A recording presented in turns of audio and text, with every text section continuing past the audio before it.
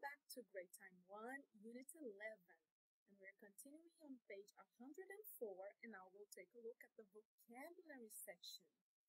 Okay, well, let me ask you something about your vacations. Isn't it good when you take a break from school and then you can maybe travel to a new place and have a good time, knowing maybe a park or a resort, different thing that you haven't seen before, yes? And then isn't it cool when you have the chance to make new friends, yes? And also take photos from different places, right? Get excited about the new things that you see, yes? Well, in these sentences that I just said, I used a lot of verbs and I used a lot of other words with that, right? Sometimes when we use some kinds of words in English, they always come with a specific verb.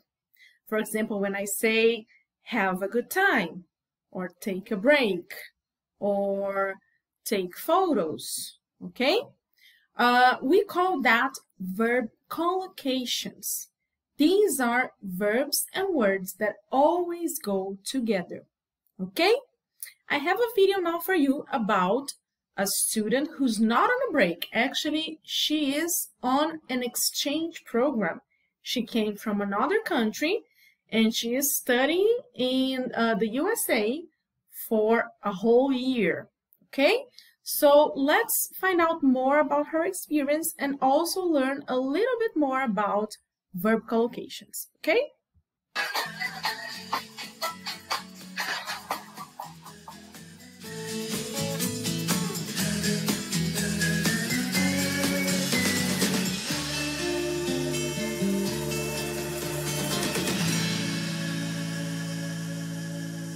Hi.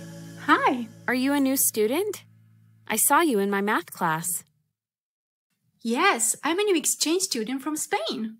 I'm studying at Boston University for a year. I'm Emma. I'm Marta. How has your first month in the US been? Are you having a good time?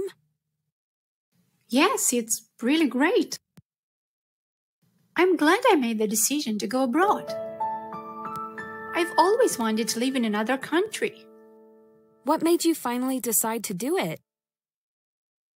I knew that studying abroad would make a difference in my education and my life.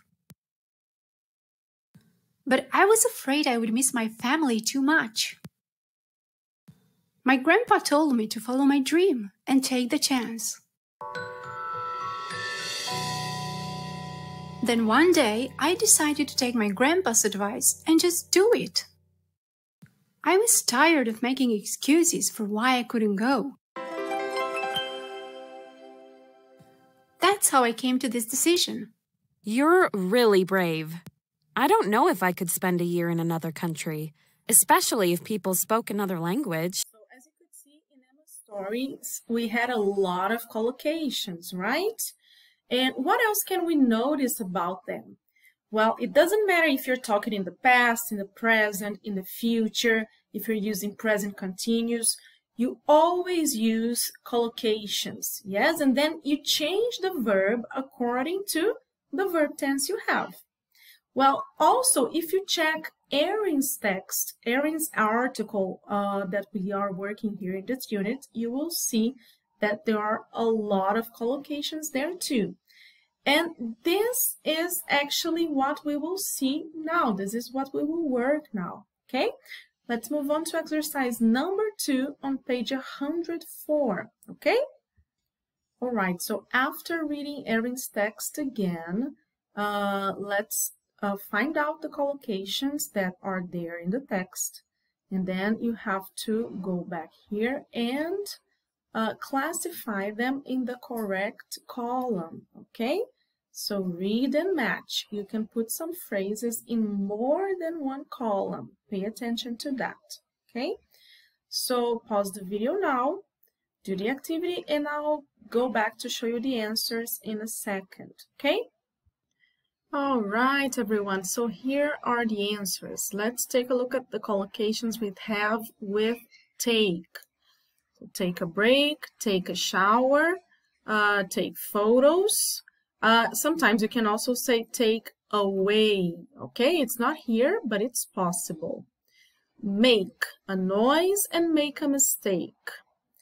Have a good time, have a break, have homework. All right? But you can also do homework. Do you know the difference? Well, you have homework when the teacher assigns you homework. The teacher tells you what you have to do. And then you do homework when you are at home, actually doing the exercise, practicing what she or he asked you to do. Okay? Get away, get angry, and get excited. Okay? And go on vacation. That's it. Let's move on to the next one then. Right, so here we have some other words to make collocations with. Read and match. You can put some phrases in more than one column. Pay attention to that too, okay? So pause the video, do the activity, and then in a second I'll go back with the answers. Okay, so here are the answers. Let's see. Have a bath, have a party, have breakfast, and have fun. Get a train, and also get breakfast.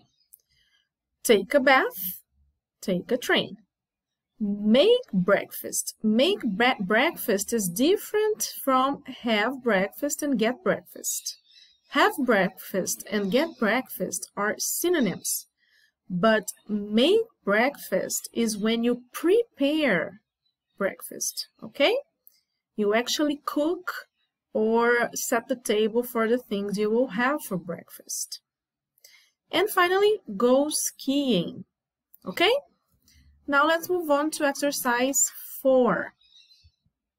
All right, guys, so in exercise 4, what you should do is complete the sentences so they are true for you, using affirmative or negative form of the verbs. So imagine a situation that they are describing there, and then you have to make the sentence reflect what is true for you. For example, did you have breakfast this morning? If you did, then you should make a sentence like this. I had breakfast this morning.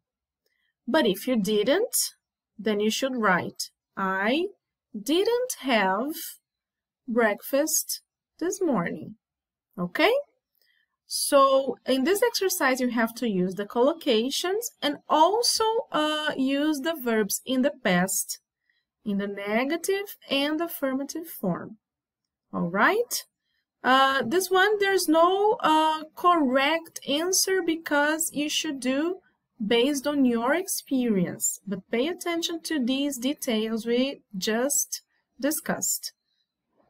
So that's it for this video, and I'll see you in the next one. Bye-bye.